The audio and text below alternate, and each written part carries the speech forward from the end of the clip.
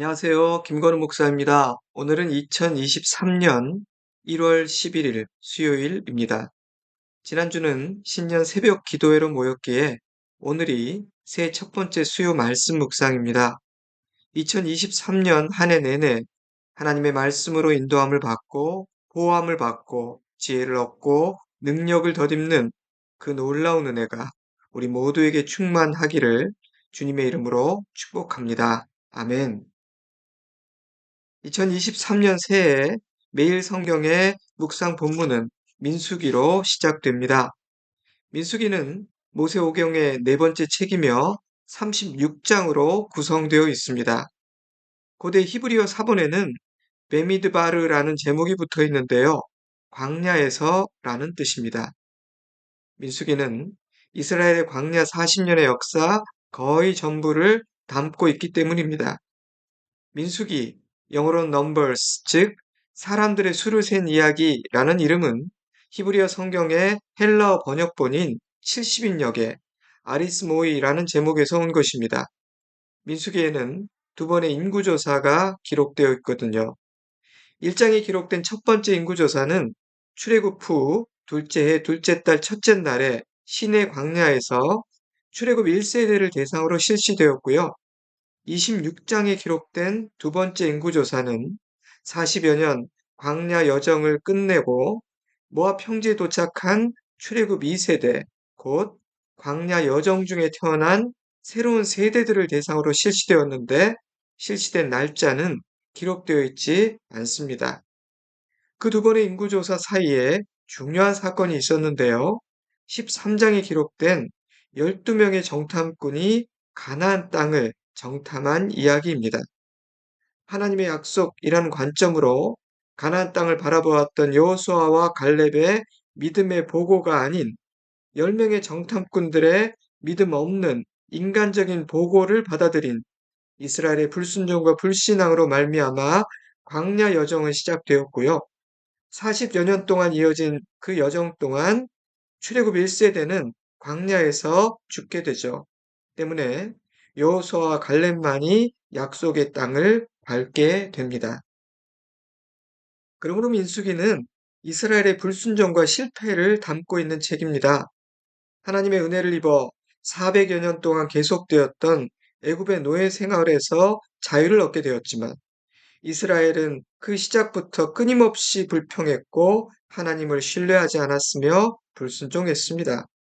13장과 14장에 기록된 12정탐꾼 사건은 그러한 이스라엘 불순종과 실패의 절정이었을 뿐 아니라 이어질 험난한 광야 여정의 시발점이었죠. 그러므로 민수기는 인간은 아무런 소망이 없는 존재이며 한없이 연약하고 조금도 신실하지 않은 존재임을 적나라하게 드러내고 있는 책입니다. 하지만 민수기는 단지 인간의 실패만을 보고하는 절망적인 책은 아닙니다. 민수기는 선포하신 모든 약속들을 반드시 성취하시는 신실하신 하나님을 소개하며 우리의 소망은 오직 하나님에게 있음을 선포하는 소망의 책이기도 합니다. 이스라엘은 불순종했고 그래서 실패했지만 하나님은 그런 이스라엘을 버리지 않으셨고 약속의 땅으로 인도해 내셨기 때문입니다. 강력한 세상 나라의 방해와 공격도 이스라엘의 믿음 없음과 불순종도 하나님의 뜻을 꺾을 수는 없었던 것입니다. 이스라엘을 향한 하나님의 뜻은 확고부동했으니까요. 민수기 15장 41절입니다. 나는 여호와 너희 하나님이라. 나는 너희의 하나님이 되려고 너희를 애굽 땅에서 인도해 내었느니라. 나는 여호와 너희의 하나님이니라. 아멘.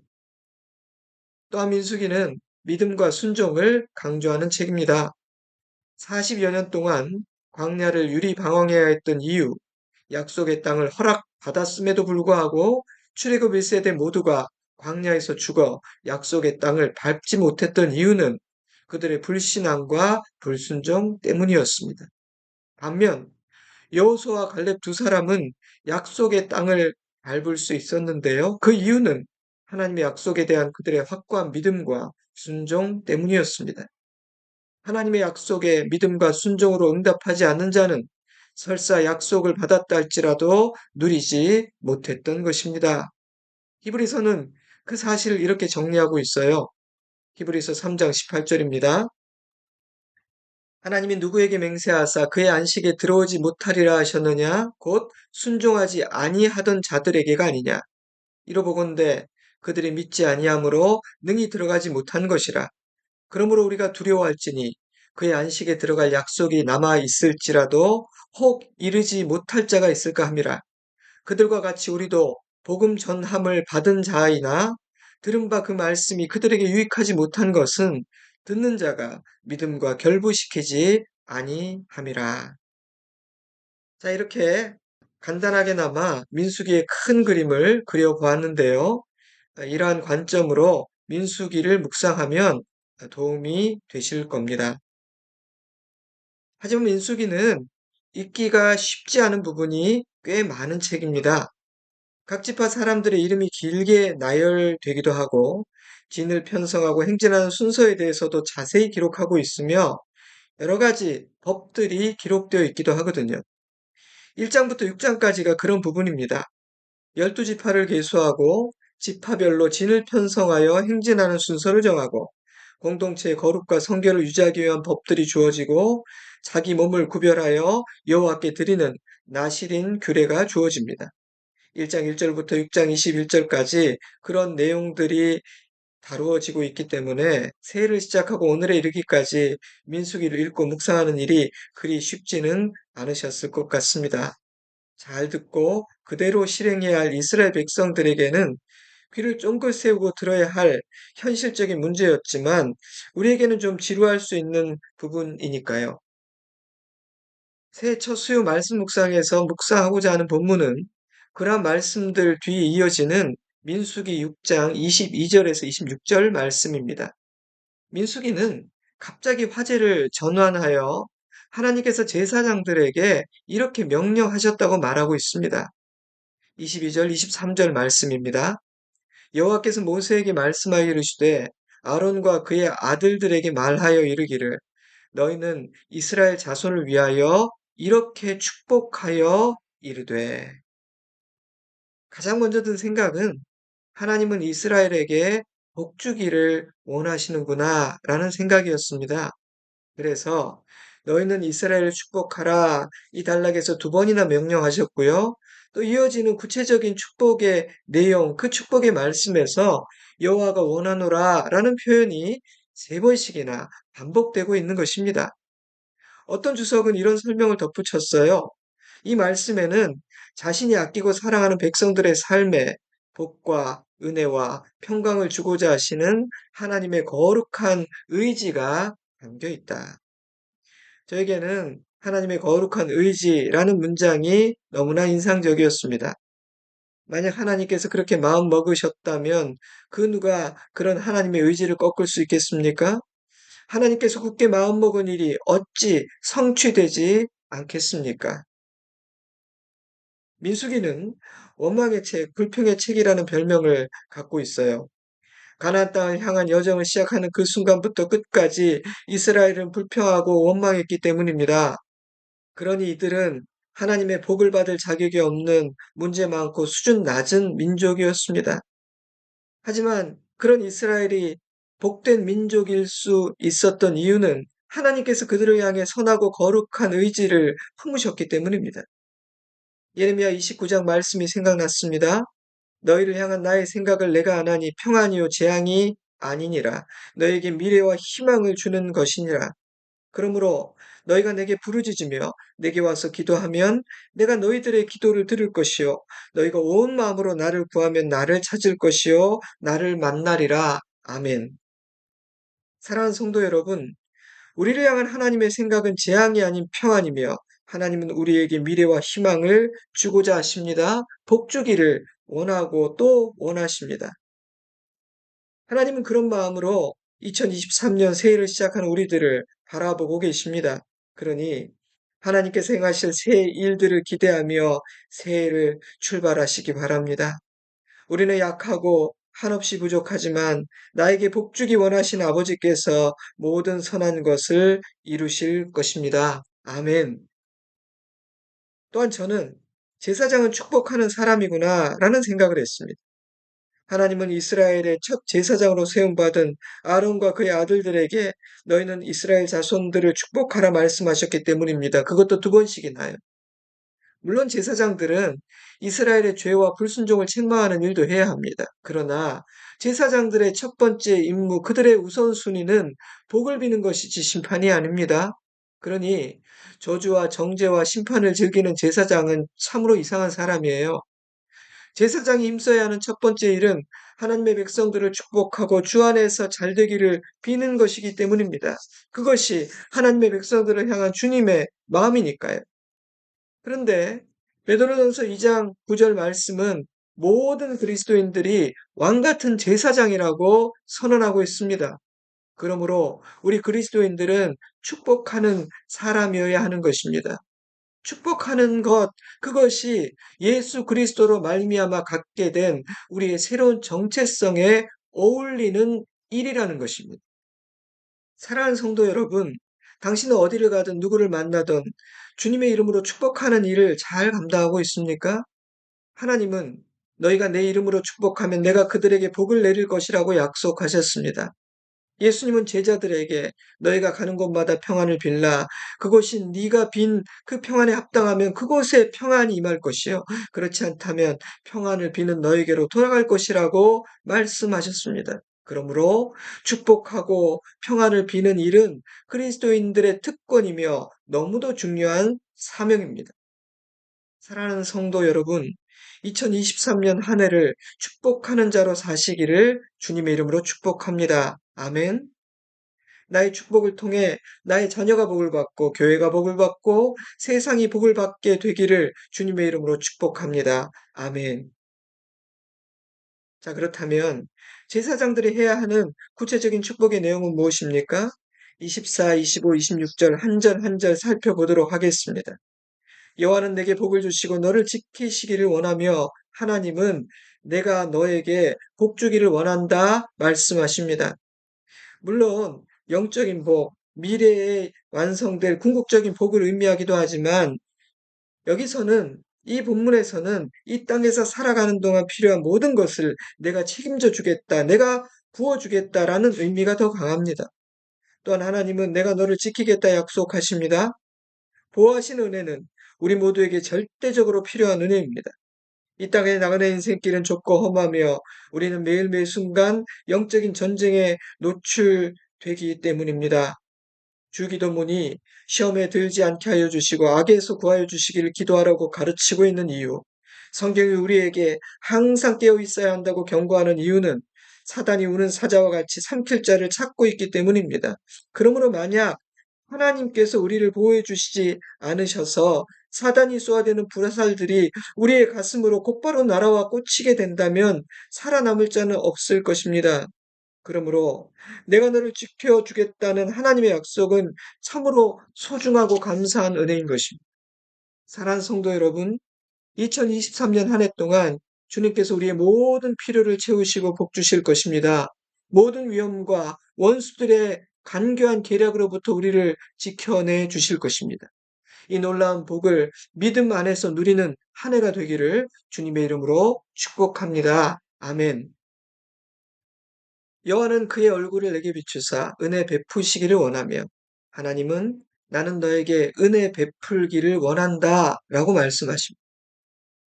은혜라는 단어는 너무나 크고 포괄적이며 추상적인 개념이죠. 하지만 하나님은 의도적으로 은혜라는 큰 개념을 사용하시므로 몇 가지 은혜가 가끔 주어지는 것이 아니라 모든 은혜를 언제나 베풀겠다. 나는 너희를 언제나 관대하게 자비로 선함으로 대하겠다 약속하고 계십니다. 나의 얼굴을 너에게 비추겠다는 말씀은 바로 그런 의미입니다. 인간에게 주어질 수 있는 가장 무서운 형벌이 하나님께서 얼굴을 돌리시고 우리를 외면하는 것이기에 그 어떤 순간에도 우리를 외면하지 않으시고 그 얼굴을 우리에게 비추어 주시겠다는 약속은 참으로 감사하고 든든한 약속의 말씀입니다.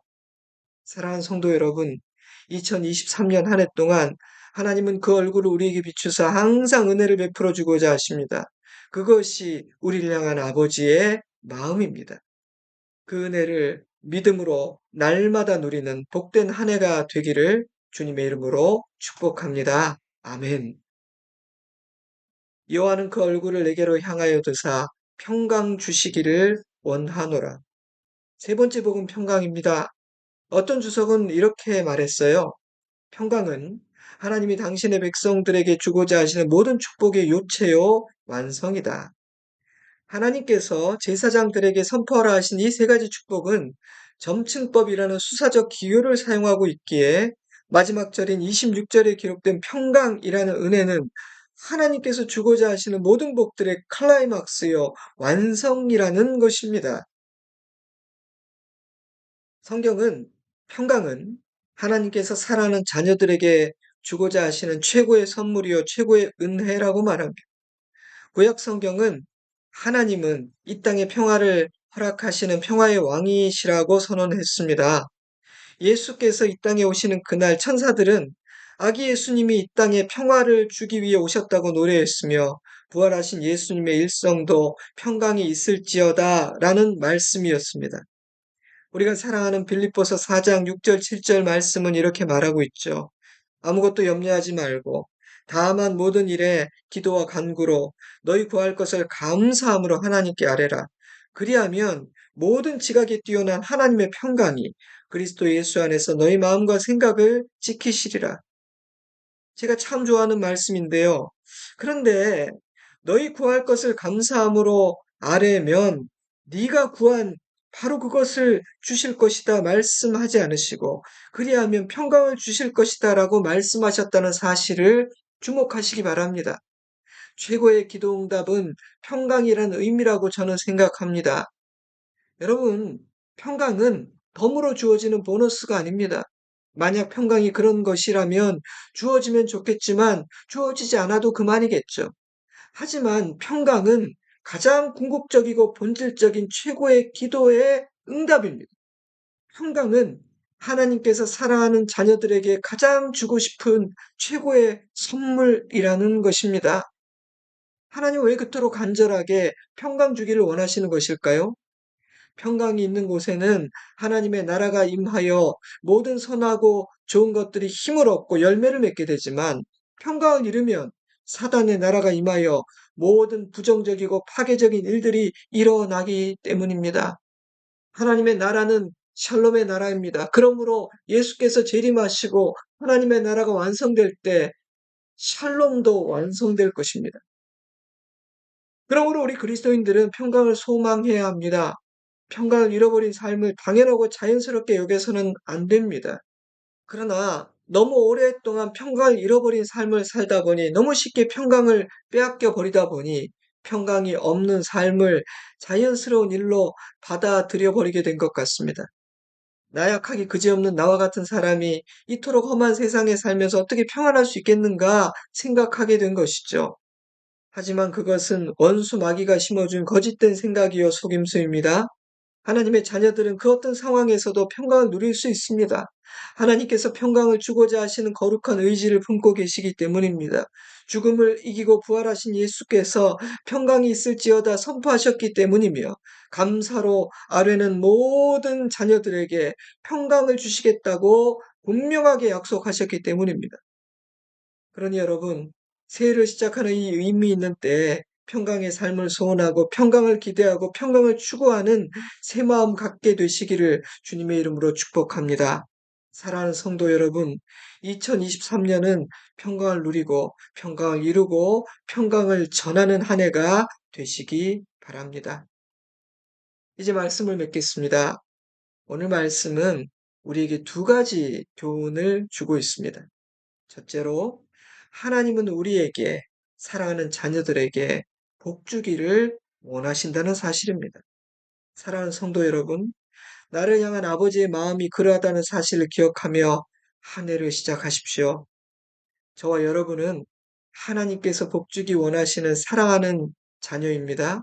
그러므로 우리는 하나님께서 주시는 복을 누릴 수 있습니다.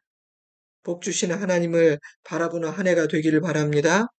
그 어느 해보다 더 하나님을 신뢰하고 순종하는 한 해가 되기를 바랍니다. 그리하여 주님께서 약속하신 그 모든 은혜, 내가 너에게 이런 복 주겠다 말씀하신 그 복들을 누리는 복된 한 해가 되기를 주님의 이름으로 축복합니다.